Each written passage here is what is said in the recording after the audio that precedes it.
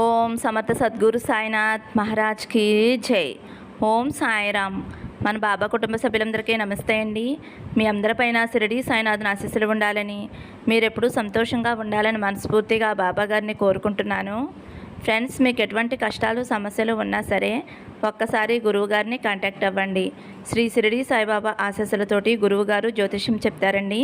మీ సమస్య ఏదైనా సరే, భార్యాభర్తల మధ్య సమస్యలు, ప్రేమ సమస్యలు, ప్రేమించుకున్న అమ్మాయి లేదా అబ్బాయి రావడానికి పూజలు చేయబడును, స్త్రీ పురుష వశీకరణ చేయబడును. మీకు ఎటువంటి సమస్యలు ఉన్నా సరే గురువుగారు 24 గంటల పరిష్కారం చూపిస్తారండి. గురువుగారిని సంప్రదించవలసిన ఫోన్ నెంబర్ వచ్చేసి 9515466718. కాబట్టి మీరు ఒక్కసారి నమ్మకంతో గురువుగారిని ఈ నెంబర్కి కాల్ చేయండి. నమ్మితే గనక అంతా మంచి జరుగుతుందండి. ఇంక ఈరోజు వీడియోలోకి వెళ్ళిపోదాము. మన బాబాగారు సందేశం అండి. మన బాబాగారు ఏమంటున్నారంటే, తల్లి, నువ్వు ఎంతగానో ఎదురు చూసే నీ బంధం తప్పకుండా నిన్ను వెతుక్కుంటూ రాబోతుంది. నా మీద నమ్మకంతోటి, భక్తితోటి వీటిలో ఒకటి తాకు తల్లి అని అయితే మన బాబాగారు మన అందరి కోసం చాలా అంటే చాలా చక్కటి సందేశం తీసుకొచ్చారండి. మరి మన బాబాగారు ఇలా ఎందుకు చెబుతున్నారో ఆయన మాటల్లోనే తెలుసుకుందాము. మీరైతే థంబ్నెయిల్ చూశారు కదండి, పసుపు కుంకుమ. మీరైతే బాబాగారిని స్మరిస్తూ ఒకటి తాకండి. చిన్న రిక్వెస్ట్ అండి, మన వీడియోస్కి అయితే ఒక చిన్న లైక్ ఇవ్వండి. ఫస్ట్ టైం చూసేవారైతే మన బాబా భక్తి ఛానల్ తప్పకుండా సబ్స్క్రైబ్ చేసుకోండి. ముందుగా కుంకుమ తాకిన వారి గురించి అయితే మన బాబాగారు ఈ విధంగా చెబుతున్నారండి. తల్లి, నీకు ముక్కు మీద కోపం ఉంటుంది. నీ చుట్టూ ఉన్నవారు నిన్ను ఎంతలా ద్వేషిస్తున్నారో నాకు తెలుసమ్మా. ఎంతగా బాధపడుతున్నావో నాకు తెలుసమ్మా. వాళ్ళందరికీ కూడా సరైన సమాధానం చెప్పే రోజు అతి దగ్గరలోనే ఉంది. కానీ నువ్వు అనుకోవచ్చు, బాబా మీరు ప్రతిసారి కూడా ఇలాగే చెబుతున్నారు, కానీ ఏదీ కూడా జరగటం లేదు అని. చూడు తల్లి, నువ్వు ఏమాత్రమూ కూడా చింతించవద్దు.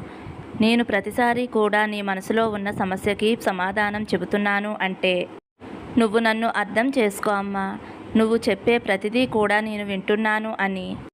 నేను ఎప్పుడూ నీకు తోడుగా నేడుగా ఉన్నాను అని అర్థం చేసుకో తల్లి. నువ్వు అనుకున్న కోరిక నెరవేరటం లేదు అని బాధపడవద్దు. నీతో నేను ఉన్నాను కదమ్మా. సంగతి గుర్తు పెట్టుకుంటే సరిపోతుంది. నీకు ఏదైనా కష్టం ఉంటే అది కష్టంగా అనిపించదు తల్లి. నేను ఉండగా నీకు భయమెందుకమ్మా. నేను చెప్పినట్లుగా చెయ్యి. నీకు జీవితంలో అంతా మంచే జరుగుతుంది. నీకు కోపం చాలా ఎక్కువ అని చెబుతున్నాను కదమ్మా. నువ్వు ఎవరినైతే ఇష్టపడుతున్నావో, ఎవరినైతే ప్రేమిస్తున్నావో, నీకు తెలియకుండానే వారి మనసుని ఇంకా ఇంకా బాధ పెడుతున్నావమ్మా. నువ్వు అలా బాధ పెట్టడం వలన వారు నీ నుండి దూరం అయ్యే అవకాశాలు ఉన్నాయి తల్లి. ఎందుకంటే వారు కూడా ఇలా అనుకుంటున్నారు, నేను ఎంతగానో ఇష్టపడ్డాను, తను నన్ను ఎందుకు ఇంతలా కోపడుతుంది, ఎందుకు ఇలా మాట్లాడుతుంది, ఇప్పుడే ఇంతలా మాట్లాడితే రేపన్న రోజున ఇద్దరం ఒకటైన తర్వాత ఇంకెంత బాధ పెడుతుందో అని ఆలోచించి బాధపడుతున్నారమ్మా. కాబట్టి మీ కోపాన్ని తగ్గించుకున్నట్లయితే మీ ఇద్దరి మధ్య ఉన్న బంధం బలపడుతుంది తల్లి. ఇద్దరి మధ్య అర్థం చేసుకునే అవకాశం అనేది ఇంకా ఇంకా బలపడుతుందమ్మా. ఏం చెప్పినా సరే, కరెక్ట్గా చెప్పినా సరే అది వాళ్ళకి నచ్చదు. ఎందుకంటే నువ్వు ముక్కుసూటిగా చెబుతావు. చేసేది కరెక్ట్ కానప్పుడు నువ్వు మంచిగా చెప్పినా సరే అది వాళ్ళకి నచ్చదు తల్లి.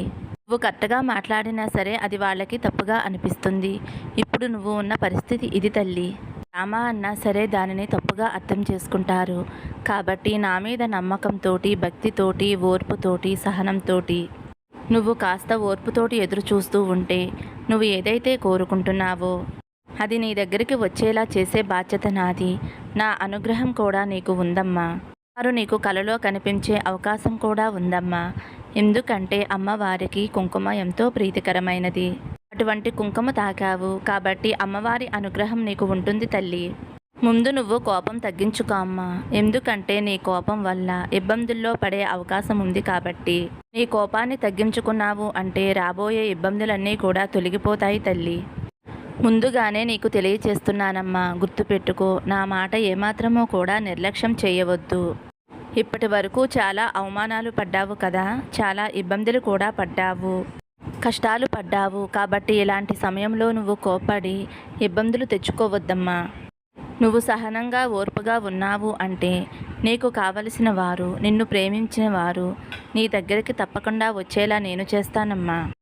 కోపాన్ని తగ్గించుకుని వచ్చిన బంధంతో సంతోషంగా ఆనందంగా ఉండు తల్లి అని అయితే మన బాబా గారు కుంకుమ తాకిన వారి గురించి అయితే ఇలా చెబుతున్నారండి. ఇప్పుడు పసుపు తాకిన నా బిడ్డ ఎవరైతే ఉన్నారో తల్లి, నీ విలువ అనేది ఎవరికీ తెలియటం లేదు అని బాధపడుతున్నావు కదమ్మా. అయినా సరే నేను లేనప్పుడు నా విలువ అనేది వీరికి తెలిసి వస్తుంది. నేను చనిపోయిన తర్వాత నా మంచితనం ఏమిటో, నా విలువేమిటో వారికి అర్థమవుతుంది. నేనున్నంత కాలం నేనేమిటో, నా ప్రేమ ఏమిటో ఎవరూ కూడా అర్థం చేసుకోవటం లేదు. అసలు నేనున్నంత కాలం నా గురించి ఎవరూ కూడా తెలుసుకోరు అని నువ్వు అనుకుంటున్నావు కదమ్మా. ఎందుకు తల్లి అలా ఆలోచిస్తున్నావు? నేను లేనప్పుడు నా విలువ అనేది వారు తెలుసుకుంటారు అనేది అబద్ధం తల్లి. నువ్వున్నప్పుడే నీ విలువ అనేది తెలుసుకునేలా చేసే బాధ్యత నాది అని నీకు చెబుతూనే ఉంటున్నాను కదమ్మా. దిగులు చెందవద్దు, బాధపడవద్దు, కన్నీరు పెట్టుకోవద్దు తల్లి. నువ్వు ఎప్పుడైతే పసుపు తాకావో నా గురుబలంతో నీకు అంతా మంచే జరిగేలా నేను చేస్తానమ్మా. అయితే నువ్వు ఇష్టపడుతున్నావో ఆ వ్యక్తితో పెళ్లి జరుగుతుందా లేదా అని నువ్వు ఇప్పటి వరకు కూడా బాధపడుతున్నావు తల్లి. ఆ వ్యక్తి కుటుంబం వైపు వారు ఏమనుకుంటున్నారో, ఏం ఆలోచిస్తారో అని నువ్వు ఎంతగానో అనుకుంటున్నావమ్మా. కానీ తల్లి, నువ్వు ఎప్పుడైతే పసుపు తాకావో నా గురుబలంతో నువ్వు ఎవరినైతే ఇష్టపడుతున్నావో ఆ వ్యక్తే నిన్ను పెళ్లి చేసుకునేలా నేను చేస్తానమ్మా. కాబట్టి నువ్వు సంతోషంగా ఆనందంగా ఉండు తల్లి. అయితే ఇష్టపడుతున్నావో వారితో జీవితాంతం ఆనందంగా సంతోషంగా ఉండమ్మా. నువ్వు ఇష్టపడే వారి మనసులో ఏముందో అని నీ గురించి చెడుగా ఆలోచిస్తున్నారేమోనని నువ్వు అలా అనుకుని బాధపడవద్దు తల్లి. వారికి నీపై మంచి ఆలోచన ఉందమ్మా. వారు నీపై ప్రేమతోటి దయతోటి ఉంటున్నారు. నువ్వు ఎటువంటి దిగులు చెందవలసిన అవసరం లేదమ్మా. మీ పెళ్ళి పెద్దల అంగీకారంతోనే జరుగుతుంది. కాబట్టి నువ్వు ఎట్టి పరిస్థితుల్లోనూ బాధపడవద్దు, భయపడవద్దు. నాపై భారం వెయ్యి, అంతా నేను చూసుకుంటాను. రాసి పెట్టి ఉంటే ఎవరూ కూడా విడదీయలేరు కదమ్మా. మీది ఎన్నో జన్మల బంధం తల్లి. కాబట్టి మీ ఇద్దరిని ఎవరూ కూడా విడదీయలేరు అని గుర్తుంచుకో తల్లి. ఇకనైనా నీలో ఉన్న ఆందోళన, భయాన్ని విడిచిపెట్టి నీకు నచ్చిన వ్యక్తితో ఆనందంగా ఉండు తల్లి. ఇకపై నీ కష్టాలన్నీ కూడా తొలగిపోతాయమ్మా. నీ చుట్టూ ఉన్నవారు ఎవరి మంచివారు, ఎవరు చెడ్డవారు, ఎవరు మోసం చేసేవారు, ఎవరు ఆదరించేవారు అని ఒక్కసారి కళ్ళు తెరిచి చూడు తల్లి. అప్పుడు ఎవరు ఎలాంటి వారో నీకే తెలుస్తుంది. వారి చేతిలో మోసపోయే అవకాశం నువ్వు తెచ్చుకోవద్దు. తప్పకుండా నీ జీవితంలో మంచి మార్పు వస్తుందమ్మా. నువ్వు నీ కుటుంబంతో సంతోషంగా ఉంటావు. నువ్వు ఎవరినైతే ప్రేమిస్తున్నావో ఆ వ్యక్తితోటి నువ్వు కోరుకున్నట్లుగానే పెద్దల అంగీకారంతో మీ వివాహం జరుగుతుంది తల్లి. ఇరువురు కుటుంబాలు ఎంతో సంతోషంగా ఆనందంగా ఉండబోతున్నాయమ్మా. నీకు నా ఆశీర్వాద బలం అందిస్తున్నాను. నువ్వు పిలిచినా పిలవకపోయినా మీ వివాహానికి నేను తప్పకుండా వస్తానమ్మా. నేనే దగ్గరుండి మీ వివాహం జరిపిస్తాను తల్లి. మరి నన్ను గుర్తిస్తావు కదమ్మా. మీ వివాహం తప్పకుండా జరుగుతుంది. ఎటువంటి చీకు చింత లేకుండా సంతోషంగా ఉండమ్మా. అలాగే తప్పకుండా మీ వివాహంలో ఎవరైనా వృద్ధ దంపతులకి మగవారికి పంచే కండువ, ఆడవారికి ఒక చీర పెట్టు తల్లి. వారికి పసుపు కుంకాలతోటి ఆడవారిని సత్కరించు. అలా చేయటం వలన మీరు నిండు నూరేళ్ళు కూడా ఎంతో ఆనందంగా సంతోషంగా ఉంటారు. పసుపు కుంకాలతోటి ఆయురారోగ్యాలతోటి సుఖ సంతోషాలతోటి వర్ధిల్లుతావు తల్లి. మీ వివాహం జరుగుతున్నప్పుడు తప్పకుండా వృద్ధ దంపతులకి బట్టలు పెట్టి వారి ఆశీర్వాదం తీసుకో తల్లి. నువ్వు ఎలా చేస్తే నీకు షిరిడీ యాత్ర చేసినంత పుణ్యం వస్తుందమ్మా. తప్పకుండా నేను చెప్పినట్లుగా చేయి తల్లి. నీకు అంతా మంచే జరుగుతుంది. జీవితాంతకాలం నీ భర్తతోటి నీ పిల్లలతోటి ఆనందంగా సంతోషంగా ఉంటావు అని అయితే మన బాబా గారు పసుపు తాకిన వారి గురించి అయితే ఇలా చెబుతున్నారండి. మరి ఈ సందేశం మీకు నచ్చితే ఒక చిన్న లైక్ ఇవ్వండి ఫ్రెండ్స్. సర్వే జన సుఖినోభవంతు, సమస్తం సద్గురు సాయినాథార్పణమస్తు, శుభం భవతు. జై సాయిరామ్.